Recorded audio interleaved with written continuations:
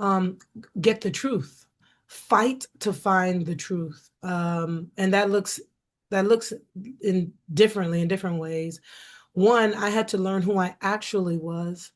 I had to recognize what happened to me, that it was wrong, that it wasn't my fault, and how my experiences impact my thought process, my behaviors, who I connect to. I had to sit with it. Sometimes I used to run away from those pains, that pain and the thoughts, and because I don't want to go back there, but actually you're still there if you're unwilling to address it.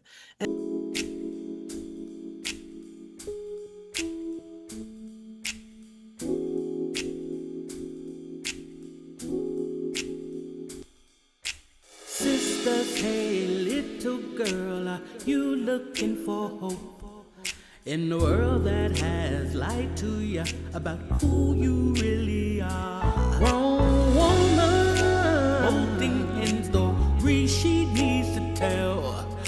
Hello and welcome back to Staci Speaks Hope. We have the pleasure of welcoming another guest today to share her story. This is Pastor Dr. Dawna Wright. She is a woman of God who has given her life to reaching through education, through her ministry, Christian Life Survival, people who can relate to her story. The way she shared her bio with me was that she's dealt with suicide, Mhm. addiction, and homosexuality. And the what was meant for evil, the good that came out of it. I'm going to use the word throughout. She's become an author, and her book is called Dancing with Death: The Battle of a Suicidal Mind. She's also a pastor, has been over the youth and family ministries of her church in Florida. Mhm. She has a 2-year-old son. She's a mother of an IVF baby. She'll tell you more about that. Mhm. She has a YouTube channel and helps in education. She's a high school math teacher this coming year, but a teacher, an educator. She has an educational program, helps people with homeschool, tutoring, free resources, also on YouTube. Her YouTube channel is Christian Life Survival. So here today we welcome Dr. Dawna. Hello, hello, hello, hello. I'm so glad to be here and to share my story. I'm so thankful that you've had me on here. I can't wait to just get into it and It talk about it. all. Yes. Yeah. So Yeah. I'll open with my classic question. Tell Mhm. us about your little girl, what you remember about her, what you know about her, and we'll take it from there. Ooh, wee. My little girl, my little girl. I remember as a little girl feeling worthless. I felt like I was the girl that wanted that bond with my family, with my parents, but I just couldn't find it. I just remember being in turmoil Mm. all the time, feeling alone and confused and scared and hurt and wanting to die. Like I have a few happy memories, but when I think of my little girl, I just remember the abuse and just different things that happened in my life and hiding under beds and maybe not what a typical little girl should remember. Now, I also remember loving God.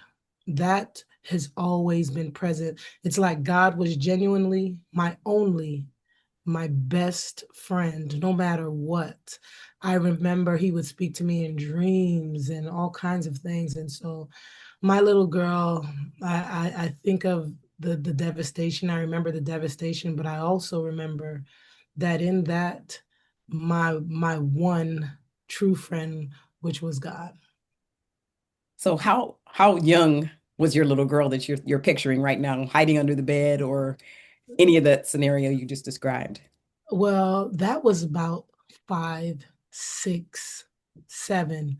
So I'd say between 5 and 9, that little girl is the one that was hiding, that was terrified, that didn't know what was going on, but that was just holding on to Jesus' hand while all these bad things were happening in the world.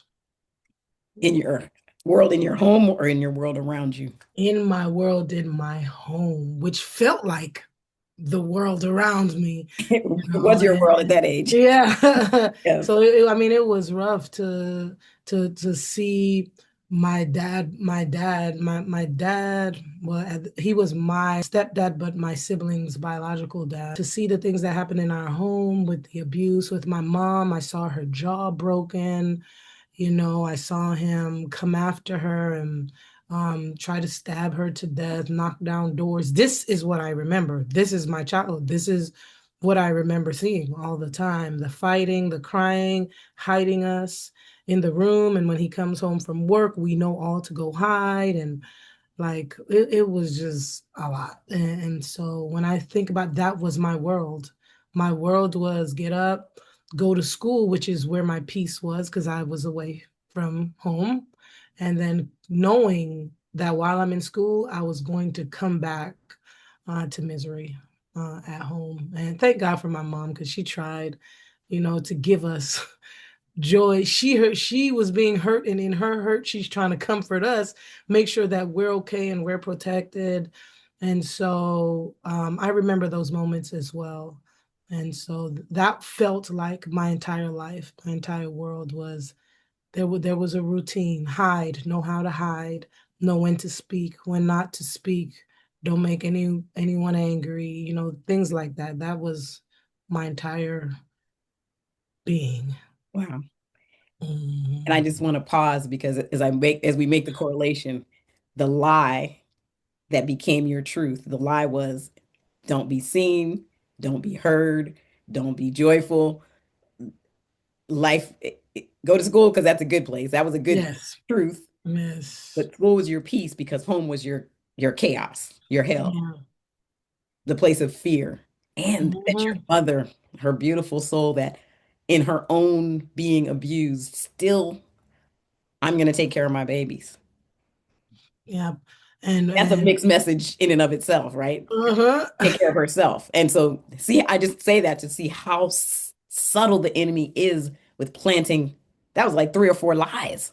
Yeah. And there was In, more, you in know. yeah, Yeah, he's like, well, what happens in your home stays in your home. So even if it's dangerous and it's harmful to you, don't say a word. yeah, You have to deal with it. You cannot say anything about it. That was another lie, and a lie that I was worthless and yeah. didn't have any value. So therefore, this is the cards that I've been dealt with, and that's what I have to deal with. And it just is what it is. Um, So that's a handful of lies. yeah, yeah. Beauty of it is you still knew that God was with you. That's one thing I bring out in my workbook, the No More Mhm. Lies healing workbook and journal. I say, but remember, God was always there. So happy to make available to you the No More Lies guided workbook and healing journal.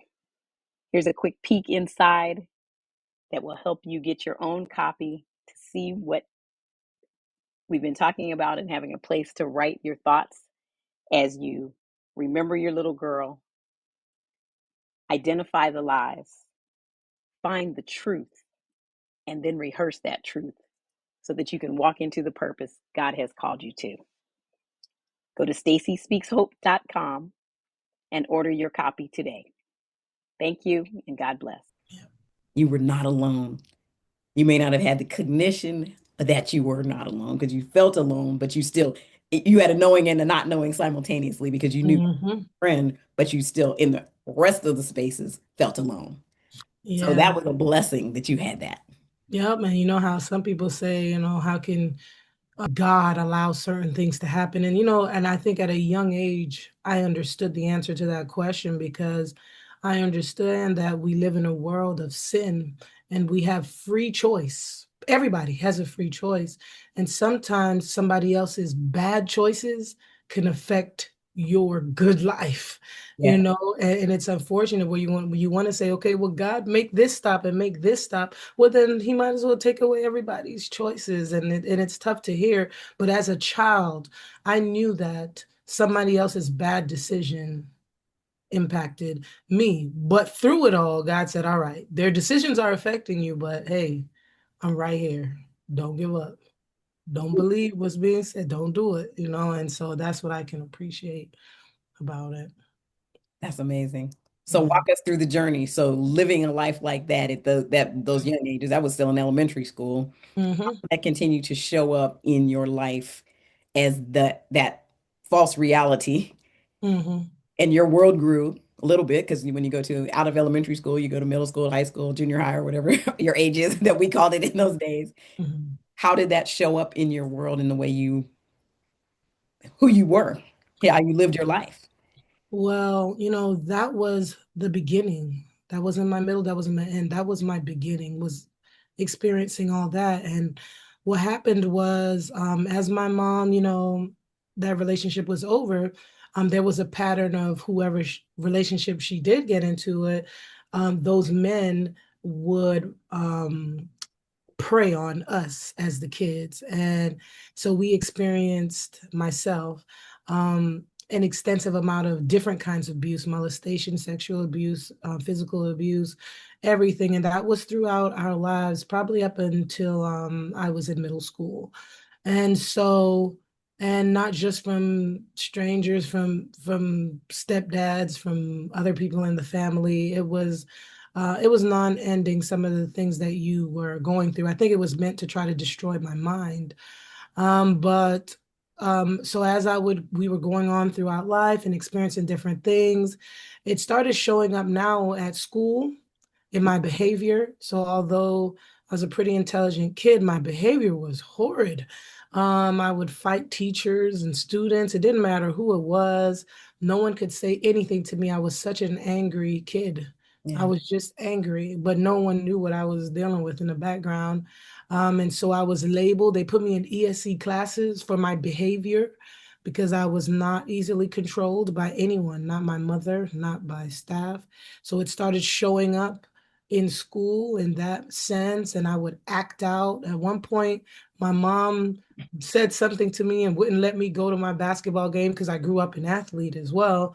And I went outside at church during church service and sat in the rain on the wall with lightning striking and everything because I was going to make a point that no one was going to control me. And no one's going I to just tell me asked you a question real quick. what. Mhm. You used an acronym, ESE, emotional support class. I think that exceptional student education. Oh, So in oh, schools, IEP. yeah, yeah. So you Okay. can be an ESE for multiple reasons. It could be through a learning deficiency, it can be through behavioral problems, or maybe you're just so far back that you just need additional help. In my case, I was placed into ESC classes because of my behavior. I couldn't sit in a mainstream class because a teacher couldn't control me. I was too disruptive. Okay. Okay. Sorry to interrupt the story, but I just Yeah. want to make sure Yeah. the acronym got described because I was trying to figure it out myself. Out here, under the big category of special education, Mhm. IEP, individualized education program, emotionally disturbed, whether you Mhm. got a diagnosis of that or not, I don't know, but those are the things that I'm familiar with and just want to make sure we're on the same page. And throughout my whole life, funny enough, I was never diagnosed with anything. I was just really termed like a bad kid. That's what I was labeled as. Mm. My pastor growing up called me troublesome. I mean, like that was my nickname in church. And so it was always a lot of negative words, More thrown lies. at me. Yeah, a More lot. lies. A Somebody's saying, lot. I mean, why a is she lot. acting like this? That's always so curious that the label gets placed instead of the question gets asked. Mhm. Why is this baby girl acting like this? Why is she angry? Hmm. That's what I'm saying. And I became like this liar. Like at one point, some point in my journey, like I would just, go seek, and I know now why and what was going on. But then, I would just go up somebody and just tell them a story like, I was snatched off the road. I mean, it was wild. It wasn't even like I mean, like I think back now, like that person had to be looking at me like I was crazy. But what's happened was I was hiding the real story of what was really going on to protect the family. But I was telling a story to gain compassion and Mhm. love in hopes that somebody, maybe they would ask me something, maybe somebody can help me and save me. So I'm creating this whole world that doesn't exist. And meanwhile, something 100 times worse is going on that I'm not sharing at all. Whew, So, yeah, that's a big one. yep, So living a life of lies caused you to create your own lies, that's and correct. all in hopes of somebody see me, love me, Hmm. pay attention to me. I'm going to tell you, and I worked with kids and I always like, they just say stuff to get attention and not knowing that's a cry for help.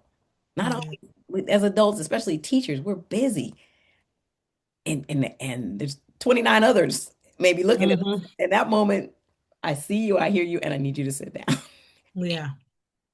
Letting our hearts be pricked to know that there's more to it. Yeah. Your story of that, it didn't work, but your brain was trying to reconcile. Yeah. And I love the way you synthesize that. The lie, the truth you couldn't tell. You had to lie about the truth. So you lied about something else, anything else. Somebody just hear the audacity, the outrageousness of this story. Yeah. Just ask me what's going on. What's really going on? Yeah. Yeah. And I didn't feel safe. Like I didn't feel safe to even share what was going on.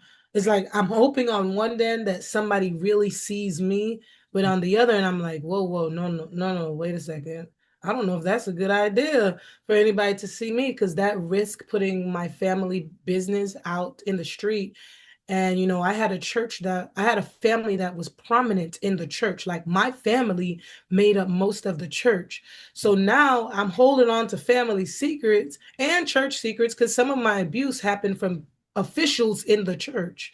And so I'm like, okay, I'm just a bad kid. Who's gonna believe me? And I did share at some point with a certain family of what happened, and I was told that I was lying. So I knew I was alone, and so it's like I was just trapped. I was trapped. I was hoping somebody, would see me and hear me and believe me. But in reality, I was like, well, no one is anyway. It's just gonna be God. That's it, and that's where that that I became like obsessed with just wanting to just die. I was just like, at one point I was just done and I was like, I just want to die. I want to go to stay with Jesus How old because were that's you? that started, I'd say from elementary school. I'd say maybe fifth grade, fourth grade, fifth grade, because in fifth grade, I was kicked out of elementary school and I was put into an alternative school because my behavior had now gotten a million times worse. I remember being in padded rooms. Like, when you start screaming in the class and acting up, I was in a portable classroom where they put me in a padded room and allowed me to scream and hit stuff. Like, it was that bad. I was taken out of the public school system and placed into an alternative school because at that point I was done. I mean, in high school, middle school, can't remember if it was late middle or early high school. I tried swallowing rubbing alcohol because I figured maybe that would kill me, and that didn't work. I don't know what happened. I just swallowed it, and then I just remember waking up. That's it. Nobody knew. Nobody know what happened. It just didn't work. So, Woke up like, really? like, huh? Did I do something wrong? Like, like it was not successful at all. God said no. Yep. The only reason, because God wanted you Mhm. to do more. Yeah. Wow. It's funny how I can see it now. Can't Sure. in at all. Yeah. I can see how he used everything for me to speak into the lives of others, how to pray for others, how to relate and to be compassionate about other situation, about the students that I teach, the families that I deal with. It gives you another perspective. And you don't treat families like numbers or treat people. You don't know what anybody is dealing with. It doesn't matter how they look or who they are. And I learned that anyone is capable of anything. All right. You can't put anything, but we are all born in sin, raised, all that kind of stuff. You know, you got all the biblical sayings or whatever, but in reality, we're still human and people are fallible and are capable of doing any and everything that can be done in this world. So I learned that again at a young age. And so I knew what I was dealing with. But now I can see, I can look back and I can see how God in the midst, like no matter what, he was literally right there with me, or there's no way I couldn't have survived. I couldn't have survived it. And so I'm grateful for that experience. As we're recording this, I'm watching you freeze, and I'm just hoping and praying. I don't want to. I don't want to change anything we've done, but it is you're freezing, but I can still hear you full voice, so it might just get posted that way.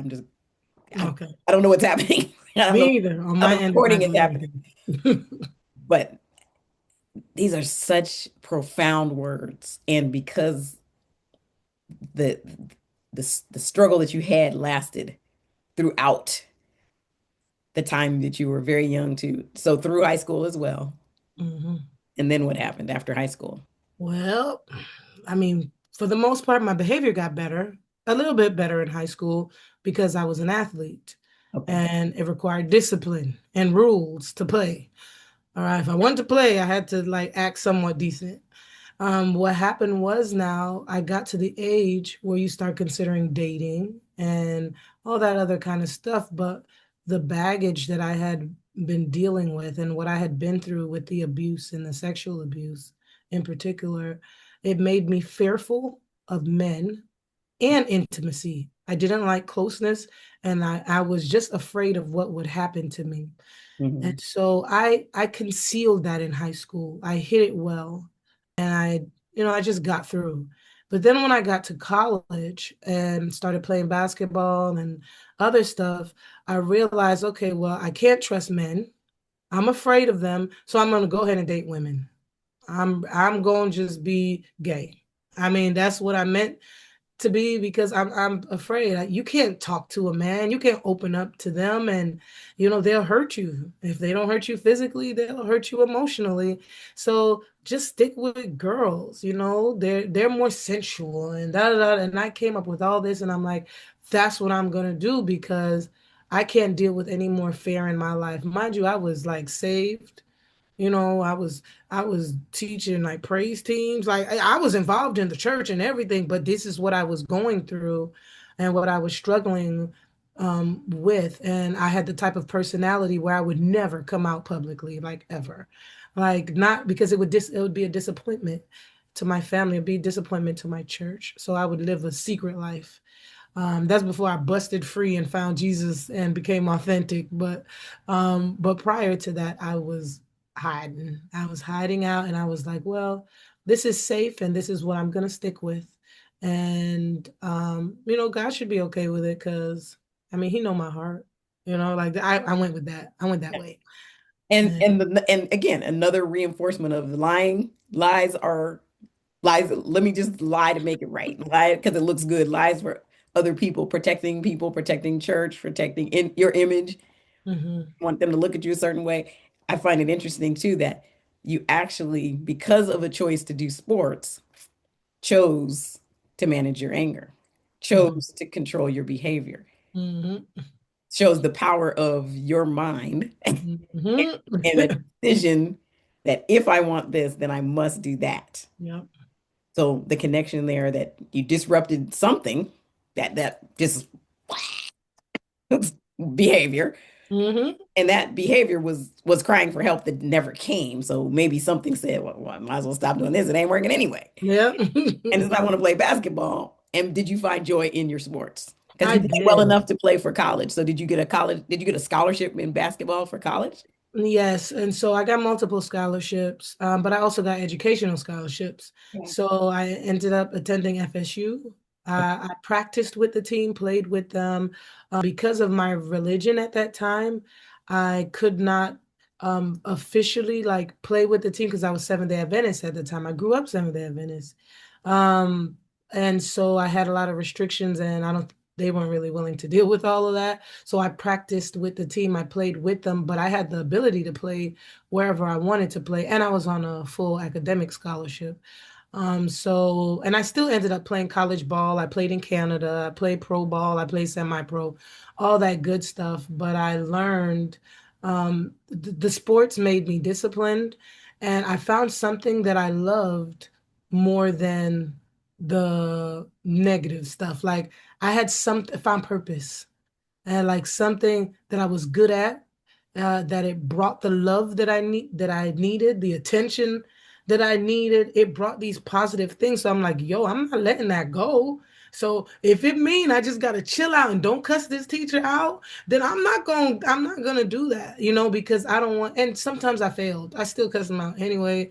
But the school showed me grace. My school showed me grace. I think they knew as a child, you don't realize that adults probably know what's going on, but they knew that something was happening and they showed me grace. And the head coach of the basketball team, she showed me the most grace. She bought my sneakers for me to play in, clothes. I get emotional thinking about her because I believe that God put her in my life, with all the risk factors. He put positive factors in my life, and she was one of them because she got me all my gear.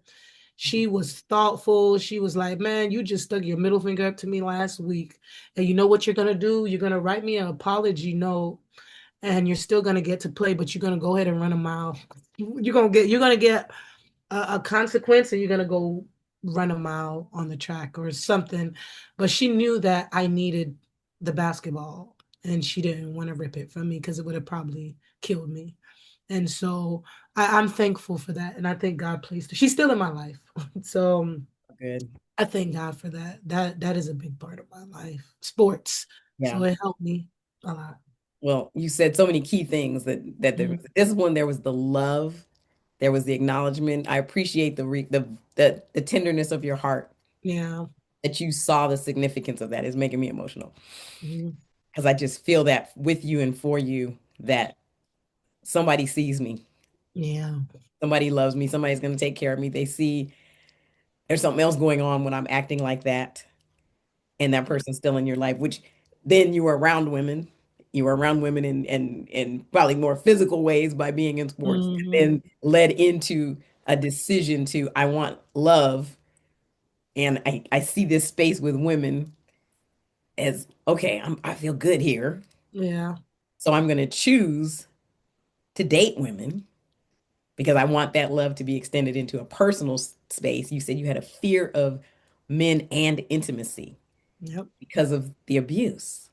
So I just want to just bring that back out. I went back farther than you were up to something else, but I wanted to go back because I think there's a correlation between that safe space you found in basketball and that transitional space from managing your emotions, making a decision on how you were going to respond to things, finding that love, and then that love transmuting into a desire for the love, the intimate love Yeah. that ended up in homosexuality. Yeah. It ended up perverted. Like I was looking for something pure, but it ended up twisted and perverted.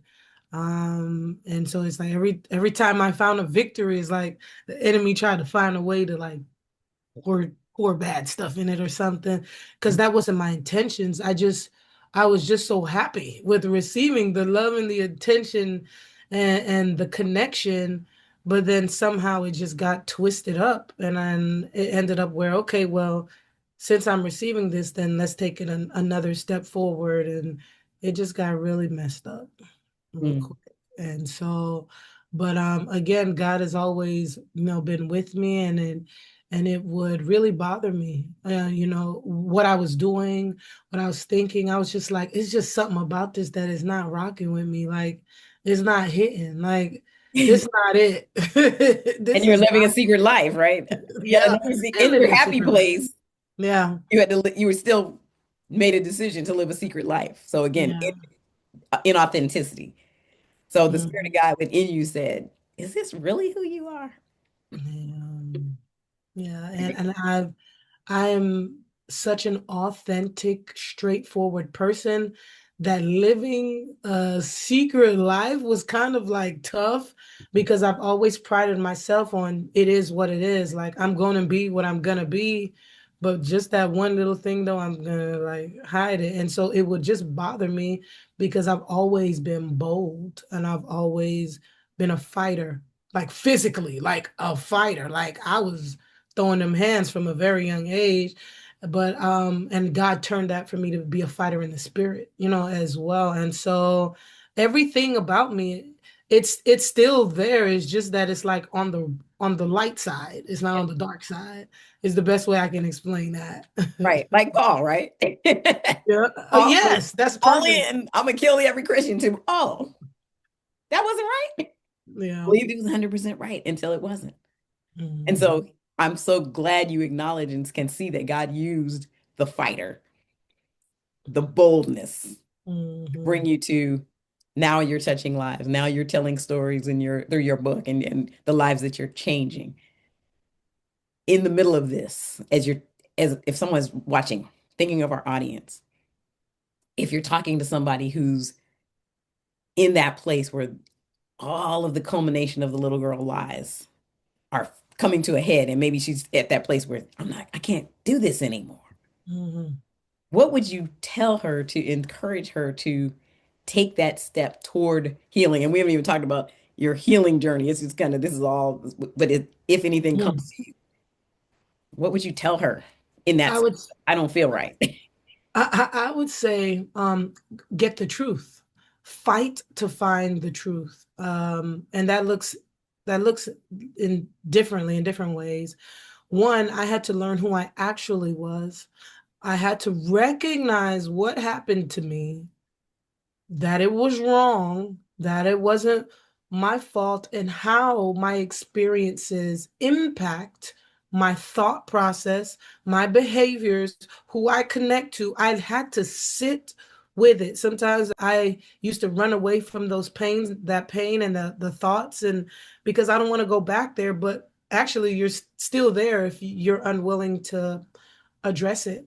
And so I sat with it. And for me, I'm a big God person. Some people might get annoyed with that or think it's not true, but I promise you, I'm saying exactly what happened for me in that I said, God, who am I then? If I am not the abused kid who might end up abusing others in the future and who is fearful of intimacy and who is gay and who is this and that, if that's not me, then who am I? And then I'm going to need you to show that to me. And that's what started to happen, and this is how it was shown to me. Other people would come into my life and tell me. I would have support in my life that would pour that into me. I would be watching a random show on TV and I'd get a message while I'm watching the show, like from the actual show. And these are like actual tangible things that happen that I would ask God, confirm for me who I am, because I'm not sure at this point. And I would spend time in prayer, and I'd spend time in the word, and I'm a worshiper, I'm a singer naturally.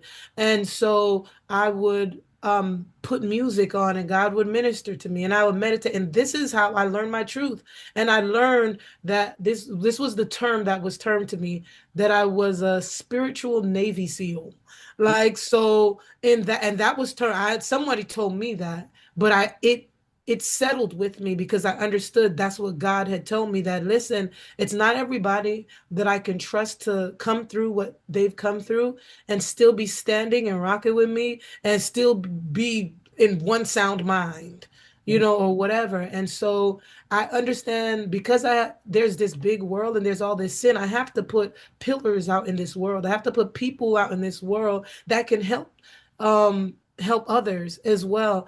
And so I don't know if you, the audience who's watching now, whatever's going on, I don't know, what God has called you to, but I do know that He has called you. And I know that there are people you're called to. But first you're gonna have to start with yourself and dealing with whatever you have going on. But the most important thing was, for every lie I've been told, I was given the truth. And that truth and purpose, knowing my purpose, no matter what I go through in life. And And I have a 2-year-old, and there's certain things I'm like, Lord, if something ever happened to my son, or da da da, I could never live with. I'm talking about, I've thought the darkest thoughts that you can ever think. But one thing that keeps me on track is knowing that in life, I know my purpose. And if I can stick to that road of purpose, even when I tried to get tossed off the track or knocked down with these things, I keep my eyes on the prize because I know the enemy is trying to play games. He knows he does not want me to get from point A to point B. And that's why between A and B, he'll throw everything you can think of, including your own self, at yourself. And so I've learned to find my truths, and you can find that biblically and with people that God surround you with, and church and whatever is your thing. But you can pray and ask, God will give you what that is. And it's hard for me to exclude God because it's all that I know. Like that's my story. And so that helped me figure out my truth and my purpose. And with truth and purpose, I became wise and in my decisions and in my thinking, and I became aware.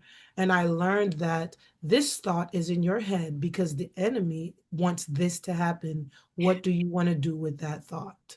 And so I became that kind of individual. And that's why there's not much that can really throw me off, because God has placed me on a path, and I'm unwilling, because that little girl and other people's little girls, I know that my actions, my response can very well impact somebody else's little girl and whatever else is going on. So it is imperative that no matter what, that I get up out of the rut that I might be feeling I'm in and spring forward, because somebody's little girl is going to require it. Somebody's big girl is going to require it. And if I have to be the one to stand in the gap, then I'd be willing to do so.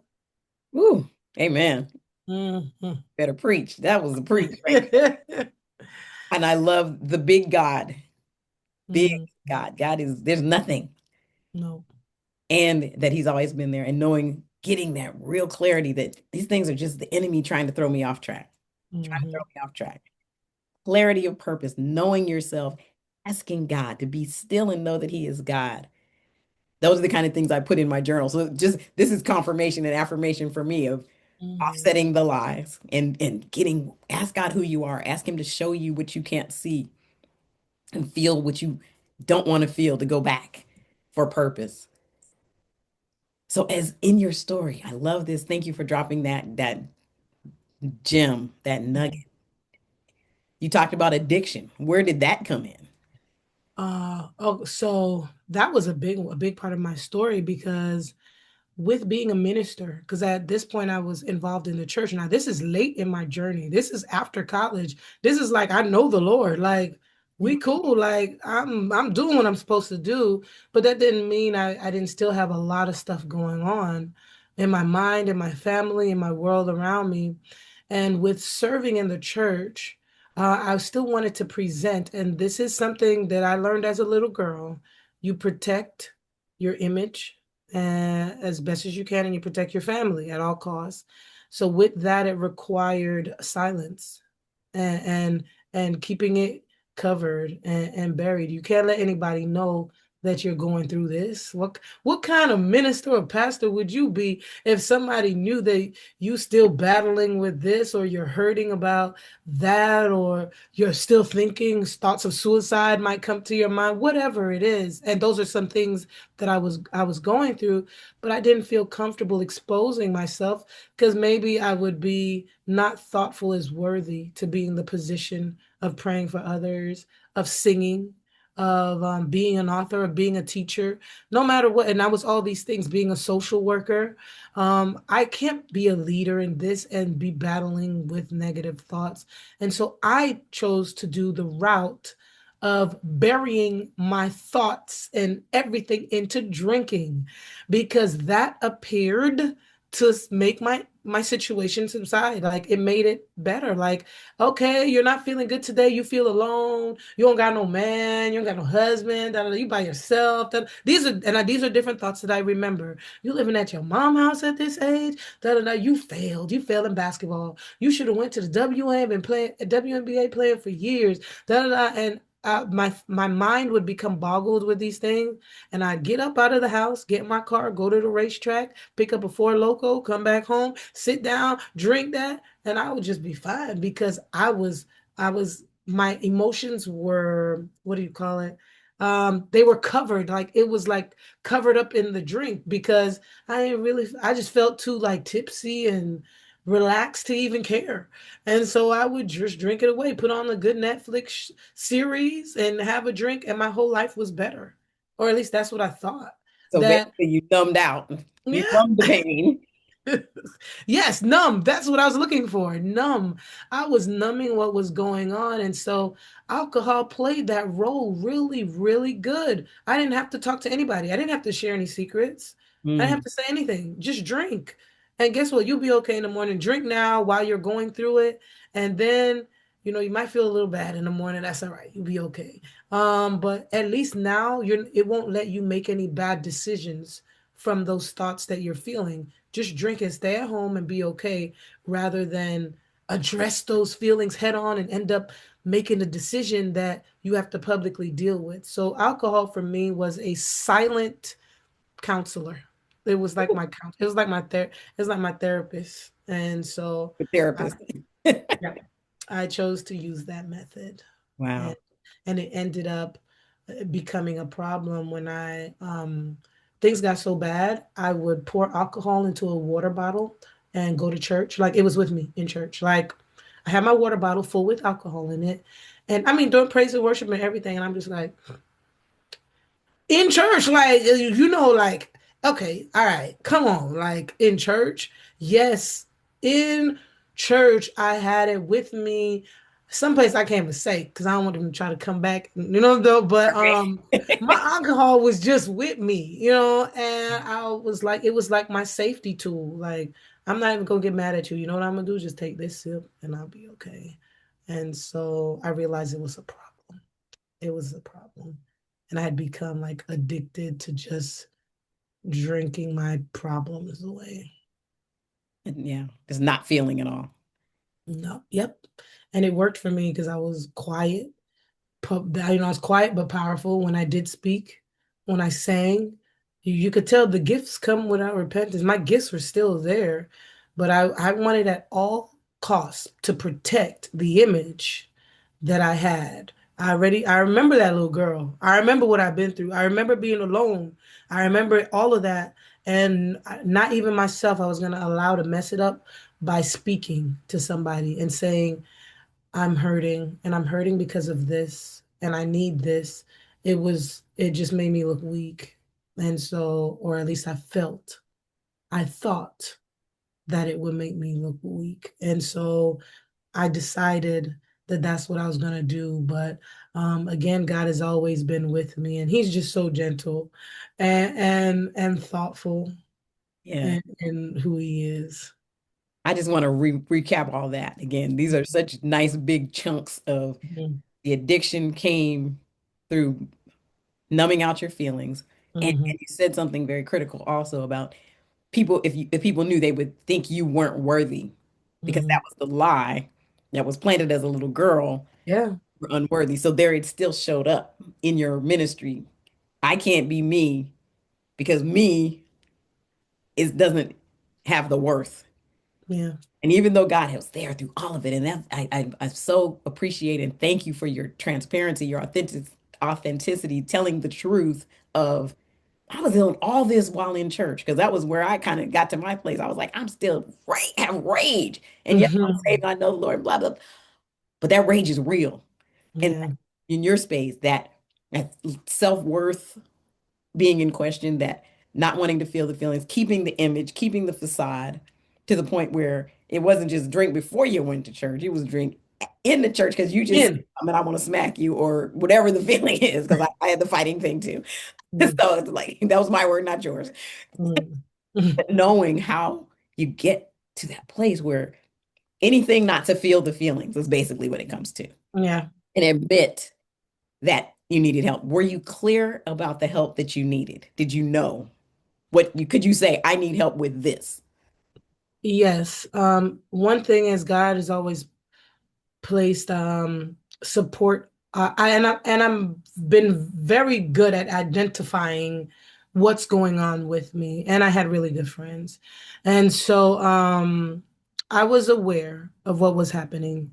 I knew where I was going in life, and I was aware of exactly where I was going. My dad was alcoholic, my grandpa was alcoholic. First of all, it runs in my family like strong. And so I was fully aware of what was happening, and I also was aware that I had a choice. And Mm, I didn't have to make that decision. I could have said, I will not drink. Today I'm gonna call Joe, she's one of my friends, or Tasha, one of my friends, Carlene, one of my friends, and just talk about what's going on. So I had other options. And so I was fully alert and aware. And I made a decision that I was going to still do that anyway. It wasn't until I learned the consequences of my decision and how they affect me and my ministry and my sober mind. And to have someone call me who was in crisis, but my mind be so clouded that mm. I could not in all, and I know I can't remember everything about that. That's just one thing where someone had called me, but I was souped up on like bottle number two. Like I couldn't do nothing. Like I was like, and Not able to take this call. but I know that my actions could have possibly negatively impacted that person permanently, Mm, uh, as in wouldn't be any in this world anymore. And I just thank God for His grace, for situations like that. But I learned that I could not be authentic. I couldn't be addicted to alcohol and be authentic. I would go back to being a liar. And I'd be hiding. I'd be hiding what's going on. How can I truly represent God, what He's doing, what He's done in my life? Meanwhile, I'm secretly like doing all this in the background. That means what kind of God do I serve? Who do I trust in that I'm telling the people, believe this, God's going to do this, and He did this. But then at home, when I start going through my little mini demons, or I don't know, whatever you want to call it, that I'm secretly doing this. I can't trust my own word. So mm, how would I expect people to trust me and my experience? But even in my private life, when no one is watching me, I'm integral. I'm authentic. So I know if I'm doing that, I can't minister freely. I can't be on a stage singing, and I was on the stage singing a lot and preaching. I can't be up on the stage knowing that I'm doing this. Like I just can't. I don't trust myself enough to be a. I'm not that good of an orator or speaker or whatever. It's God that makes me be like this. So if I'm gonna be drinking and doing this, I'm relying on myself. And that's going to be a failure. I'm going to fail if I do it that way. And so I had enough fear and reverence for my gifts in God that I realized after, maybe 8 months. okay. I think I was stuck in a hole. It had to be at least 8 months that I was just like, this is not it. I can't be genuine. I'll be a copycat. I'll be fake, and people are going to see through me. And I can't genuinely speak word of wisdom into people's life because I'm filled up with alcohol, not the Holy Spirit. I'm filled with alcohol. Spirits. That's what I call them, Yeah. spirits. No, I got spirit.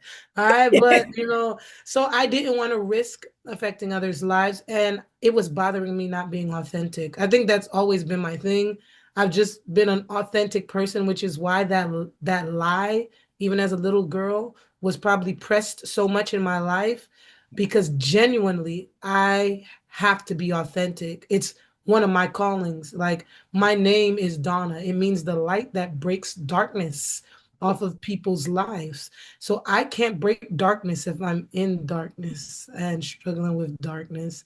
And so I to break that darkness with knowledge. And the Bible is light and knowledge are synonymous, the same. Yes. And so it is hard to break darkness when you are darkness. And I don't want to bring it onto other people's life. And I take my calling serious. And so that's how I was able to get out. He brought you out of darkness into his marvelous light. Mhm. Again, back to the word. Yeah. And Mhm. again, so perfect for people to hear that. That authenticity was the disruptor in the homosexuality, in the drinking. Mm-hmm. And it was the disruptor as a little girl. It just made you act like a Cool. little wild child. Mm-hmm. But it was disrupting then, saying, I can't do this. I can't do this.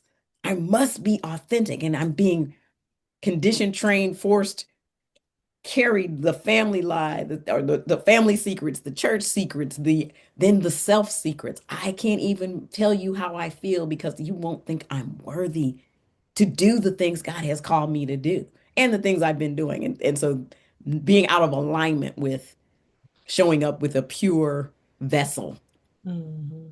to do what God has said. Dawna, this is your gift, this is your calling. So what was the catalyst or how did the disruption take place? How did you go from, did you just put the bottle down and not drink anymore? What did you have to do to get to your true authenticity as Uh, a daily living? well, for real, I had to take the bottle and go pour it out. And I did that one night, but then I went the next night and just bought it back again. It was crazy. But there was a battle at first Mhm. because I was like, I don't know if I'm willing. Like I said this to God. Like I wasn't even tripping. I'd rather confess to the world and be like, I'm drinking at home rather than give it up. Because I felt like it was genuinely my security. And God is telling me, listen, I need you to write a book about this type of stuff. How are you gonna do this if you can't even let it go? And he's like, well, do you trust me to be your comforter? And I said, no, I don't know. I said, I'd rather the alcohol.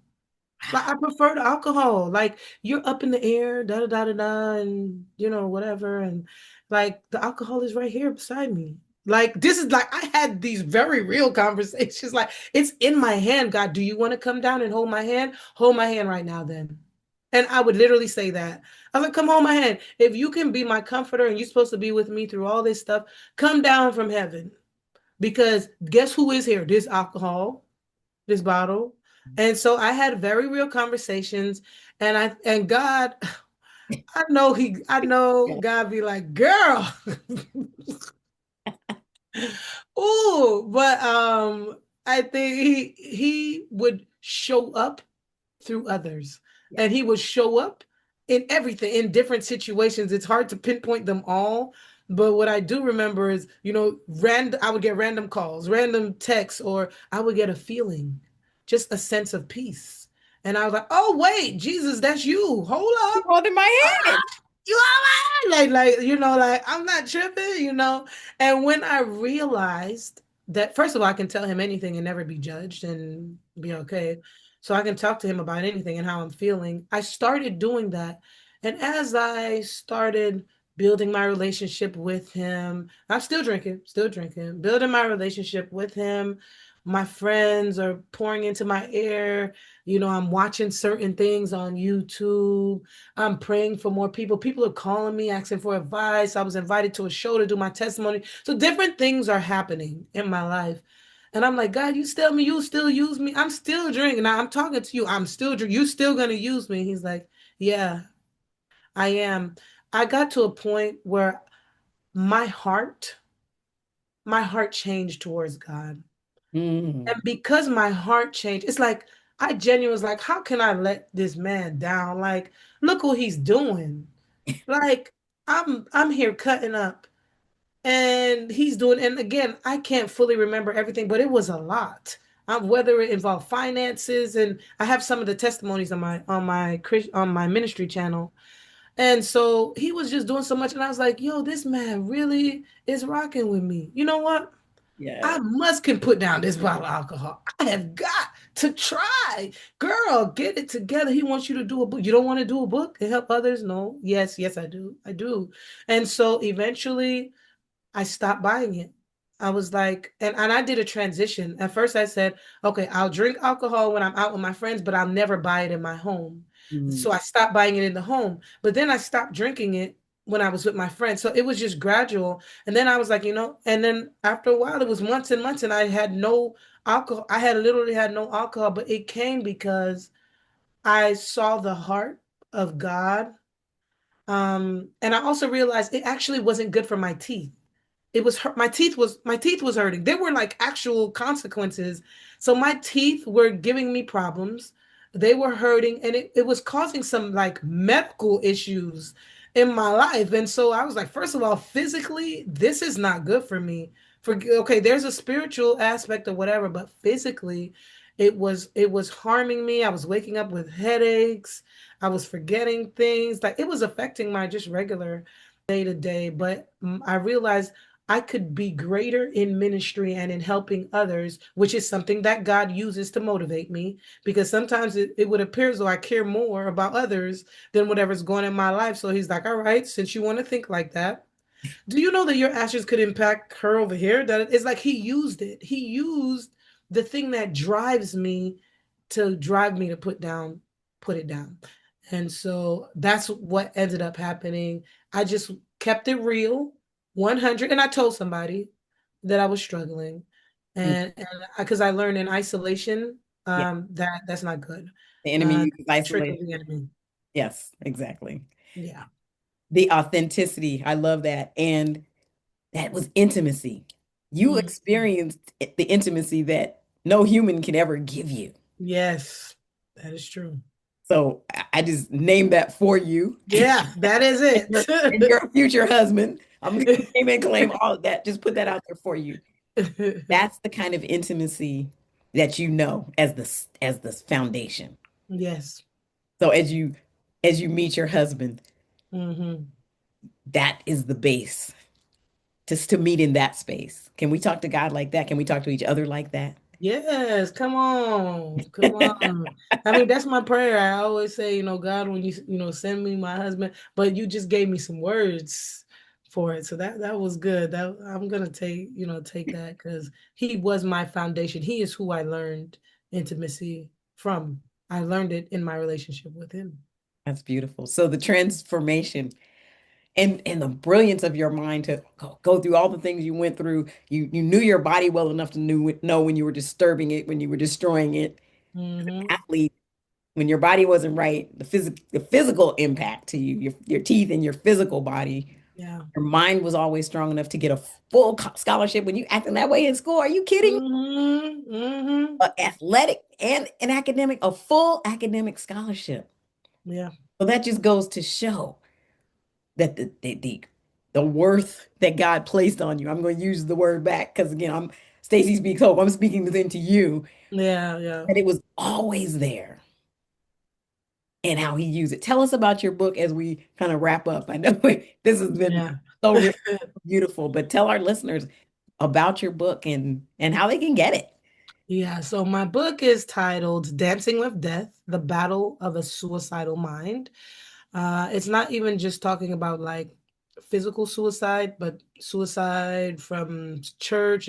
Suicide means death to a thing. So it doesn't just address actual suicide, and it shares my story coming up and how God was able to bring me through addiction. Everything that I'm talking about today is in that book as well, and that book can be picked up anywhere, Amazon, whatever. But if you are able to email me, I can definitely get you a great price on books, and my email We'll is drop it in the okay, great. All yeah, right, good. we'll We drop got it all that. in the Okay, good. So you can just email me. You can message me on my ministry channel. I do check those messages as well. That's the Christian Life Survival YouTube page. And so those are the best ways to get it, but it is also available on other platforms. we want to bless you financially by getting letting you sell it directly. Yes, please. So what parting words do you have to the women that are on their journey to find their little girl, identify the lies, Mhm, replace the lies, cancel the lies, and walk into their purpose, walk into the thing that God placed in them that they might know about and they might not? That's mhm, really the synthesis of what my journal and workbook talk about. So mhm, you're the perfect guest because mhm, you just went through the whole journey and you talked mhm. about it so eloquently. So Yeah. what parting words would you give? I would say your little girl has and will has experienced many different things from many different world. We live in a world where you don't know what can happen in what situation, how somebody else's actions, what the experience can affect you. But I would encourage you. I would encourage you. I would encourage you to find out the truth. Find out every lie that that little girl was told, every lie that your little girl believes. Find truth, find purpose.